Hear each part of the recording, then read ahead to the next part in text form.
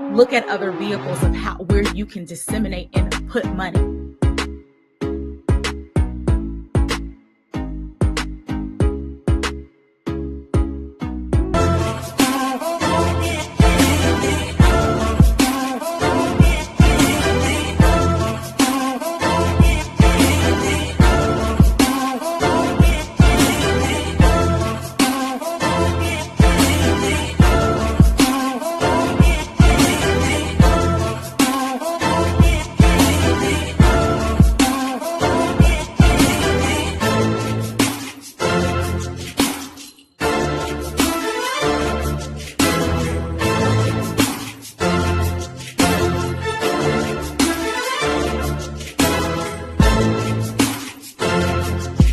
Welcome to Leadership Beyond Burnout.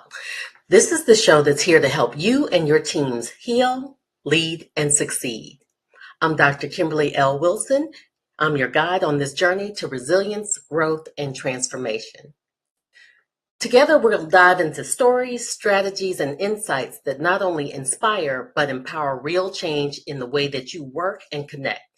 Now, whether it's a fresh ideas for resilience or practical steps that'll help you create balance and joy, each episode is packed with tools to elevate your workplace and your life. So make sure you listen up for those strategies. To all our new listeners, welcome. And to our fired up friends returning this week after week, we are thrilled to have you back. Please engage with us during the show. Send in questions. Don't hesitate to connect with us anytime at drkimberlywilson.com. And today's episode is going to be sponsored by Leadership and Resilience Consultants, who's dedicated to building healthy workplace cultures and equipping women with tools to overcome and prevent burnout. Let's talk about today's guest. Today we have Dr. Shadé Y. Adu, an acclaimed digital brand strategist, best-selling author, and international speaker who thrives on igniting success in others. Her mission revolves around empowering women entrepreneurs to achieve generational wealth through income, influence, and impact. With a proven track record, she designs comprehensive solutions that guarantee results for brands and businesses. She's been featured on platforms like Hello Beautiful and Black Enterprise. Dr. Shadé's expertise transcends borders with workshops in Kazakhstan, Ghana, and across the U.S. Holding a PhD in curriculum and instruction from the University of Wisconsin-Madison, she credits mentors and spiritual favor for her triumphs, aiming to catalyze positive global transformation. And without further ado, let's bring on Dr. Adu. Hello. Thank you so much for having me today. Thank you. I'm excited to dive right into all the change that you've bring to this world, and I'd love to hear how you bring healing. Healing. So the first thing is I started my business over 10 years ago, and it's called Savvy Solutions Consulting because there were so many problems and challenges that people were complaining about, and I wanted to be a solutionist and a difference maker. So the first thing is there's going to be challenges, there's going to be issues and problems, but I always wanted to be that person. Well, let's look at it from this perspective, and how can we find a solution and a strategy that guides us towards transformation and healing. Speaking about healing, I think it's so important that we have conversations about hurt. And we're in seasons where people feel hurt and upset about various things. And in order to get on that journey of healing, we have to identify the hurt first. So admitting it, feeling it, not feeling comfortable about it, and going through that transformational journey of change. So for me, I want to heal the world through women entrepreneurship and giving us a pathway and an opportunity to create income for ourselves so that we can take care of ourselves, take care of our families, and take care of our communities. And that's how I want my my avenue or way of healing the world, in a sense, starting with one woman business owner at a time. That is beautiful. And when you talked about looking for opportunities for transformation, I immediately thought, now I don't know when you viewers are watching this, but right now it's just past the presidential election. And I'm sure that there are some who may be catastrophizing the situation, especially if they own a business and what that means for them. And rather than focusing on all the doom and gloom that may be encompassing them, how might you encourage them to look at opportunities? So the first thing is to acknowledge that, yes, what they're feeling is valid. So I think a lot of people, there's some people who are trying to dismiss how people feel and not allowing people to feel their feelings. So the first thing is allow people, I'm going to say especially Black women, allow us to feel the way we want to feel. That's the first step. The second step is understanding that even in a season of what we wanted to do, create history that is not happening in this way, there's still opportunity. So then I have to put on my CEO and entrepreneurial hat. How can we look at this next 4 years as an opportunity for growth, financial abundance, and more? Because there's always going to be opportunities. Whenever there's challenges, whenever there's problems, there's opportunity. So now I have to put on my CEO hat. How can we look for an opportunity to build wealth? And entrepreneurship is a wealth building vehicle. So part of what I'm doing is I'm talking to financial experts. I'm looking at what the markets are doing. Where does money shift in a season or a potential presidency like this? Where did it shift years ago, 4 years ago, to try to get a better idea of what we need to do in order to be successful? So feel your feelings, be hurt, be upset, be mad, but mobilize. Because now is not the time to play checkers, it's time to play chess. And we have the opportunity to strategically be successful because number one, we know how to navigate in communities and spaces that were not made for us. We know how to thrive in those seasons, and we have a playbook of what has happened in the past. So we're not going into this season blindly. And now it's time to feel your feelings and let's get back to work. So that's kind of where I am right now. What can we do strategically? We want to encourage and we want to affirm people. We want to understand that there's still light in the world. There's still greatness and goodness. I am absolutely an optimist. But I'm also going to be a realist about this. How can we strategically position ourselves for more? What are the upcoming opportunities that we need to anticipate so that we don't got to get ready, we stay ready? And how can we mobilize, financially mobilize, so that whatever outcomes happen, we can mitigate some of our own risk because we have financial means? So the next frontier really is wealth, generational wealth. I would even say dynastic wealth.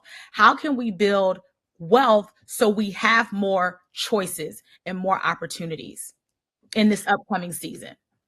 Now, when you say dynastic wealth, you mean building a dynasty. Is that correct? We want wealth that lasts, like the Rockefellers and the Waltons and the Bezos. We want stuff that our children's children will never understand what poverty is because they were born with it. And that's how we have to think now. And that's going to require some sacrifices. That's going to require some challenges. That's going to require us to take risk today with the understanding that we're building something bigger that's going to span beyond our earthly bodies. So now, if I'm listening and I'm a woman and I'm in leadership, and I'm wondering, is she saying that I can't build wealth? No. Working for someone else? So if you are a woman in leadership, you need to understand that you need to be wealthy because it is a part of your healthcare plan. It is a part of your life care plan. It is a part of your wellness plan. You should absolutely be wealthy. The other piece of that is how can we position our wealth so that it is multiplied so that it lasts beyond us? So it is a both and. I absolutely want to make it clear. I'm not saying you sacrifice your own life and you can't have it and you can't see it. That's absolutely not what I'm saying. You should be able to enjoy the fruits of your labor because if you're a woman in leadership, you worked hard to get there. You should be able to enjoy your fruits of your labor. And then the next layer of that is for you to put systems in place so that your future generations can also benefit from the work you're doing today. I understand that the work I'm doing today is not just for me. It's not just for the experiences that I'm having in this world. I understand that people will benefit from what I've done today years and decades and centuries from now. So how does one who's working for a company and who doesn't have the capacity to say, oh, I'm going to go after this contract and do this, because I definitely know some women who have non-competes in their level of expertise and they can't have that side business or whatever. How do they utilize the resources they have at their company and just creating systems to build wealth? Great question. So the first thing is we need people in companies and we need women that have spheres of influence. That is very important.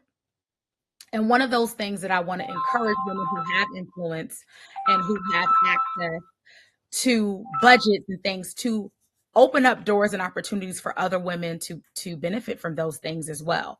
So that's one of the opportunities for us to create generational wealth, is to hand it off to other areas. If we have a sphere of influence, how can we support other people and giving and providing them with access to our sphere of influence while you're still at your job? There are other ways, there are other vehicles. We have people in our community that talk about the stock market and futures and trading options. Look at other vehicles of where you can disseminate and put money. It doesn't have to just be in a 401k. It doesn't have to just be in a traditional retirement plan. There are other vehicles that you can do while still working your 9 to 5, even if you do not desire to be an entrepreneur. There are other ways for you to make investments and create passive income. And it could be investing in businesses. It could be in real estate. It could be in some other, it could be in life insurance. It could be in some other vehicle. So the key is I want us to think just beyond what we do at work, just beyond our title, and understand that if we want to build something that is bigger than us, we have to multiply the money that we have. And there are wealth vehicles that people use to do that. Now, I am not a financial advisor, but we have people in that community who have a higher level understanding of money. You need to have a money team. That's what I would say. That's the short answer. Get a money team that allows you to create a specific individualized money plan for you. That's the answer. Get yourself a money team, somebody who has a higher level understanding of money. Identify what your goals are, identify what your spending habits are, identify what you want your retirement plans to be, identify if you have children, what are the things that you want to leave for them. And then they will identify what wealth vehicles make the most sense for your lifestyle, your budget, your current income, and the goals that you desire. For some people, they may have more aggressive goals, so they'll have other aggressive financial vehicles for you. And if you have more maybe smaller goals, there could be some other options. So the key, I think, is to understand that you have options and that entrepreneurship is not for everyone. Everybody should not be an entrepreneur. We need people that work, because there's opportunities and things that you can do to support people in your position. So I think it's a both and. And if you do want to go into entrepreneurship, we can have that conversation as well. That can be another opportunity, but you don't have to be an entrepreneur to multiply the money that you currently have. I think one of the things that often challenges people to building wealth or even remaining calm during periods where they're feeling exceedingly stressed is when you talk to people who don't understand what you're trying to do, and they discourage you or they get you into a state of fear, and rather than mobilizing, you are frozen. Do you ever find that?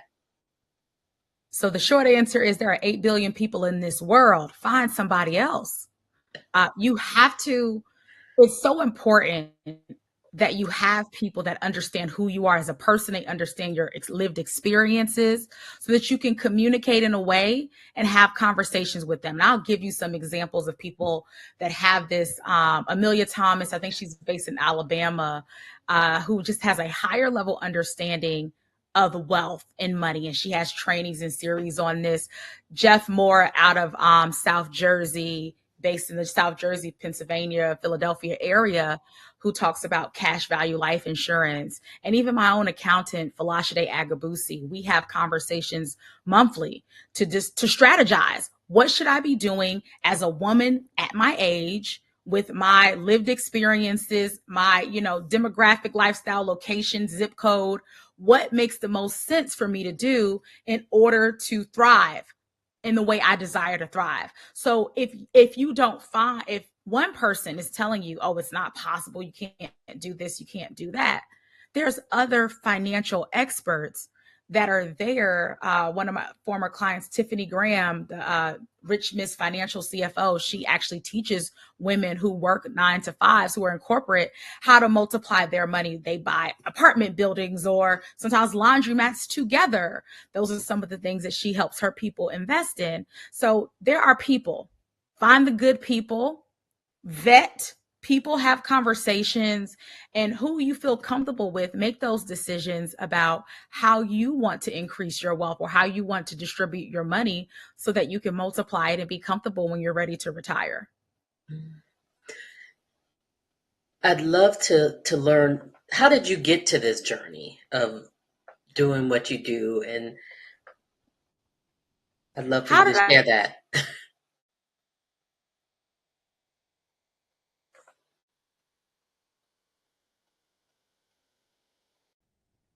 Yes, Dr. Adu, I'd love for you to share how you arrived at your journey now, where you're helping women entrepreneurs. Are we recording? I don't see the countdown. Okay. Just want to make sure we're good. Okay, great. So almost over 10 years ago, I was living in the Republic of Kazakhstan. I was an international educator. I never was actually in corporate, but I helped develop international schools in the Republic of Kazakhstan in my early 20s. I was the first Black person they hired, one of the youngest, I think the youngest and the first. And I just made a decision I would not be the last. So by the time I left Kazakhstan, there was someone who looked like me at every school in kind of our district across the country. How did we get here? I had a calling that spanned beyond the four walls of the classroom. I knew I was supposed to do something else. I didn't know what that meant and what that was going to look like, but I knew that there was more. And a lot of people who transition into entrepreneurship, sometimes it can be something abrupt, like a layoff. Sometimes it's something in your life just catastrophically changes and you have to shift into entrepreneurship. But for me, it was a calling and it was a decision that I had to make. I knew that I had to leave Kazakhstan. It was just time to do something different. And I started my business online. And originally, I just wanted to motivate and inspire people. And I tell people, I liked getting a check. I liked my oil money checks. I was living a wonderful life, traveling the world, doing what I wanted to do. So I was very happy and fulfilled, but I knew that there was more and I was supposed to be doing something else. And I had to take that leap of faith to do the thing that I was born to do, that spanned beyond the four walls of the classroom. So sometimes you're going to leave a very comfortable situation, and that comfortable situation, because it was uncomfortable going to Kazakhstan originally. I didn't know what to expect being a Black woman, a young Black woman, going to the former Soviet Union. It was scary. It ended in Stan. I went in the 2010s, like this was an anomaly, right? But I knew it was something that I needed to do, because if I didn't do it, someone else wasn't going to do it. If I didn't go, someone else was not going to take that leap of faith. And I knew that I was going to be a trailblazer, and I knew people would take my lead. So sometimes you got to be willing to make the path, carve the path yourself. And if you're a woman in leadership, 9 out of 10 times, you are creating the path. You are the prototype. You are the archetype for what can come after you. And it sometimes can be a burden. But I knew that I was supposed to go to Kazakhstan. And then I thought that was the thing. Hey, travel the world, live your best life. This entrepreneurship thing, I did not see coming. But I knew that it was the next step in my life path. And through that process, I had to learn what to do when your check stopped coming in, right? I had saved money before I started my business, but it wasn't enough. I was like, I should have saved way more money. But I knew that I needed to learn entrepreneurship. I knew that I needed to find mentorship. That was a big thing for me, and it still is. who's already doing what I desire to do? How can I expedite my process? How can I collapse time? Because I don't have time to figure it out on my own. I was a smart student, you know? So smart students, we go to the tutor. We ask if we need math, chemistry help. We go to the chemistry teacher. We need math help. We're going to the math teacher. We go to the places and spaces that can help us get to the goal that we want to accomplish.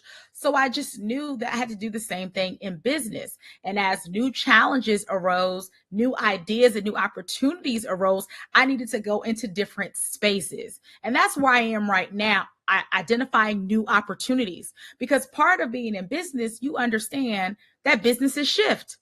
Right. How business was for me 10 years ago, 5 years ago, 4 years ago, pre-2020, pre-pandemic, is entirely different than it's going to be going into this new season. So I need new information, new communities, and new spaces. And I need to be okay with pivoting and doing something new. So that's where I am right now, looking at different opportunities of how I can transition from what I'm currently doing and evolve into the next iteration of what my business and what my life is supposed to look like. Because I started this business when I was like 25, about to be 26. I'm 36 now. Life is different. I'm closer to 40 than I am to 20. And the economy and just how we do business and marketing is different. So it's time for me to make some changes based on the marketplace. I'd love for you to share, because you gave us a little clue that you are a type A person. You're a really good student. So I'd love to hear in that context, or even in building your business, whether you had moments where you experienced burnout because you were trying to build the business or any other reasons. Oh, absolutely. Burnout, I think even recently, I actually had earlier this year, I had a conversation with a very high achieving Black woman. She's a lawyer by trade, entrepreneur, does extremely well. And she had experienced burnout. She took a 2-month sabbatical overseas with her family. And she was like, it was one of the best things that she did. It gave her so much clarity. It gave her hope. It gave her strategy of what to do so she could have a successful year. And at the time of speaking to her, I knew I was on the verge of burnout. I knew it was coming, but I couldn't stop. And sometimes we're at that point where we're like, we got to keep going. We got to keep going. We can't stop. And I burned out and I had to stop because I got COVID. I was like, okay, I'm taking, after this last event, after this last trip, I'm done. I'm taking a month off. And like that next day when I got back, I was sick. So I had no other choice but to take off. I needed some time. I allowed myself to sleep and rest and relax. Even though people said I didn't take time off, I did. I watched as much TV and Hallmark Channel as I wanted to. I took a mental break from business because I was depleted mentally, physically, financially. I was just tired. And I needed to take some time off for me. And I'm going to discourage people from getting to that point. We should not get to that point where we are burnt out, busted, and disgusted and so tired that we can barely make it happen. We need to have a self-care plan throughout our journey and process. And when you are in spaces and places that require a lot of your mental energy, your physical energy, you got to make a lot of decisions. As a leader, decision fatigue is real. I have meetings, I have a team, and we have meetings at 8 a.m. in the morning. By noon, I don't ask me no more questions. I done answered all the questions between 6 a.m. and 8 a.m. And I'm like, you got to make some new decisions. So decision fatigue is real. Burnout is real, but we have to have a self-care plan. So even talking about the election, I usually teach on Tuesday nights. I made an executive decision and I was canceling class for my own self-care. Right. I was like, I'm not doing it. I'm having class tonight, but I was like, I'm going to be too antsy. And I made a decision not to watch the results. I wanted to, and then I just said, you know what? Let me just not do it because it was stressing me out. And then I said, no, I can't allow this. I have to have the mental capacity to keep moving and do the things that I need to do. So opting out of things that cause you displeasure. I was like, mental displeasure. If there's like TV and news and it's stressing you out, opt out of it sometimes. You get a chance to say, I'm not doing this. Tomorrow I have to travel. And part of me getting there early is to just mentally unwind before I go into the spaces that I'm going to be in. And some of those spaces will be with people who don't agree with me. And I already know. So I have to be mentally prepared so that I can gain what I need to gain from this experience without feeling frustrated and upset, and come out on the other side with my self-care preserved. Another thing I said to people, get your feelings out, make your therapy appointments. I think it's very important that you have a mental health care plan. Talk to somebody so you can fully be frustrated and develop what I've been asking my therapist about over this last year or two is I need tools to process things that I can't control and I can't handle. I want to be able to have emotional intelligence. I want to be able to process things that are happening to me or things that I believe are happening to me in a more constructive way.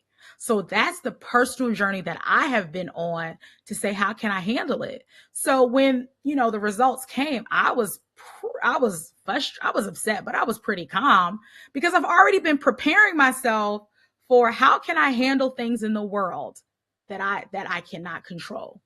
How can I expand my capacity? How can I, and also prayer, spiritual favor. I am a woman of God, and I believe that God got me. And and I had to be in a season when that burnout happened, I was in a season, okay, you got to build your capacity. So what does that capacity building look like for you? And some of it is also even working out, walking, laughing, going out on a date, eating some candy, like doing things that you delight in, that bring you joy, and just opting out of life sometimes, opting out of all the things that are happening, even though it seems like you can't, even if it's just 5 minutes for you to meditate in the morning, 5 minutes to give yourself some time to put the oxygen mask back on you so that you can do the work you need to do in the world. Because what I understand is I can't be a bad me. There's too many people dependent on me. Right. So I don't have that luxury to be like, oh, forget it. It's just, there are people who are depending on me who need me to be okay. So I gotta be okay because it's bigger than me. So when you understand that it's bigger than you understand that you got to put the oxygen mask on you, and you understand that there are things working in your favor that you can't even see, that despite what you see in the physical space, there's good happening on the back end that you're going to reap the benefits of. You sleep a little bit better. It's so interesting that you said that you decided to opt out of class. I could not opt out of class. I had to teach. But how we started class was I did a 10-minute guided imagery with all the students so that they could just decompress from the tension in the environment, whatever that is, the experience, and then having to come to class amidst all of that. And then I think it was 30 minutes before the polls closed. So I just wanted them to have a moment, and they enjoyed that. We will have that tonight because I understand that when you are someone who possesses light, you got to be light in dark situations like this. You have to speak. You have to be a voice of reason. We still need reason. We need light. We need goodness. We need joy in the world. So I understand my obligation, even though it may be heavy on me too, but I understand my assignment, like I said, is so much bigger than me. And I understand that there's more work for us to do in this world. So yeah, I definitely will be holding space for people today because they feel sad. They feel distraught. and understand, like, what do we need to do moving forward? Because we will get through this and we will be successful and prosperous on the other end. Beautiful. I'd love to give you the opportunity to issue a challenge to our audience to move their life forward. You talked a lot about being mobilized and moving forward. So the floor is yours. Be the light that you want to see in the world. Okay, that's the first thing. If you want to see it, be it first. And that requires you to be the best version of you. Be the best version of you. If that means you're waking up a little bit earlier, that means you're drinking an extra gallon of water, or ounces of water. You are listening to positive music and affirmations. You are filling your cup with goodness, positivity, light, and strategies that are going to help you catapult to the next level so that you can combat the things that are happening in your world. Because life is going to life and things are going to happen. There's so many internal and external conflicts that we endure on a daily basis. So you need to retool and refuel yourself every single day. Just like you change your clothes and take a bath, you need to refuel your mental capacity every single day. Then the next thing is, once you are refueled, make a plan to take action. Do something. My last name is a do. We say just to do it. You see a problem, you see a challenge. Okay, don't just complain about it, just to do it. What are we going to do next? So the next piece of this is we're going to be the best version of us, but we're going to do something and we're going to take action.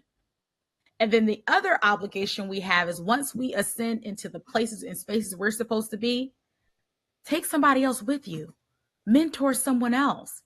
Understand that the experiences that you have, let somebody learn that lesson. The hard lessons that you've learned, they could just learn it from you.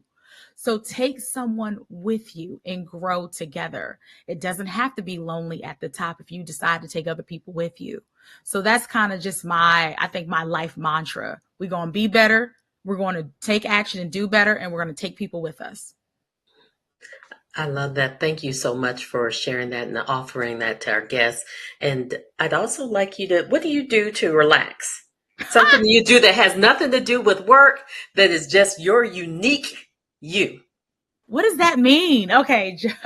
I enjoy my Hallmark movies. I love Christmas movies all year round. Okay. I know what to expect. I was watching Christmas movies last night. I probably will watch Christmas movies today.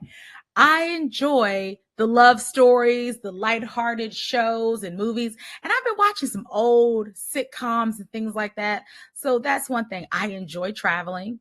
I genuinely enjoy spending time with my family. I have a large family. I have 13 nieces and nephews. I enjoy talking to them and spending time with them. So family time is just very important for me. I want to be intentional as I'm intentional about the work that I do, and I work really hard. I want to be intentional about spending time with them. Like I have some new baby cousins that are twins, and just spending time with them, watching them laugh and tumble and roll over and just be babies was, the highlight of my weekend last weekend. So being able to have that flexibility to spend intentional time with my family is important to me. Beautiful. Thank you so much for sharing with us, Dr. Du. And I'll definitely ensure that I leave your contact information in the comment section. So if someone wants to connect with you, they can do so at that time. Let's connect. I'm looking forward to this. Thank you so much for having me today. Absolutely. Thank you, everyone, for joining us today. My name is Dr. Kimberly L. Wilson, and you've been watching Leadership Beyond Burnout. You can see us every Thursday at 5 p.m. Eastern Standard Time and 2 p.m. Pacific. Until next time, we will see you later.